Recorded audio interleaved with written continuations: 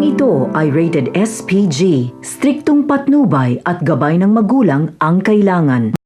Naging madamdamin ang pamamaalam ni Tanggol sa lahat ng kanyang mga nakasama at kaibigan sa loob ng koreksyonal.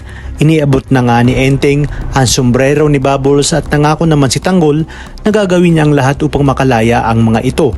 Habang si Martes naman ay hindi mapakali dahil sa araw mismo ng paglaya ni Tanggol ay naroroon si Rigor at David. Buti na lamang ay iminungkahi ni Santino na magtungo sila sa pwesto dahil baka puntahan doon ng kanyang kuya Tanggol at hanapin si Lola Tinding. Bago tuluyang lumabas si Tanggol ay kinausap naman siya ni Chip Espinas at binalaan na wala itong pagsasabihan tungkol sa mga kalakaran nila sa loob dahil kapag hindi umano ay ipapahanap niya ito at madadamay pati ang kanyang mga kaibigan. Kung kaya't ipinangako ni Tanggol na wala siyang pagsasabihan kahit na ang kanyang tatay Rigor wag lang saktan ang kanyang mga kaibigan na siya namang sinang-ayunan ni Chip Espinas.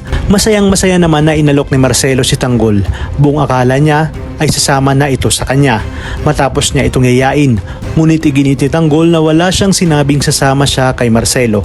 Ang sabi niya lang umano ay babayaran niya ito at wag umanong mag-alala si Marcelo dahil balang araw ay mababayaran niya rin ang pagtulong na ginawa nito.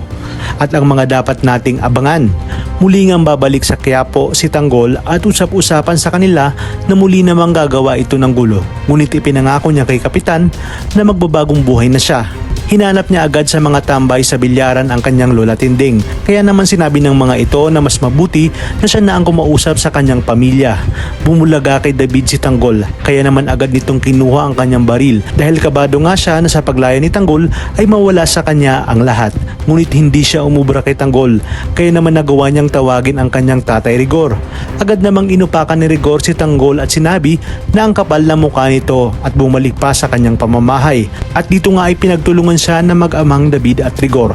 Dito na mapipilitang umalis si Tanggol at sinabi niya sa kanyang sarili na hindi niya makakalimutan ang ginawa ni David at Rigor.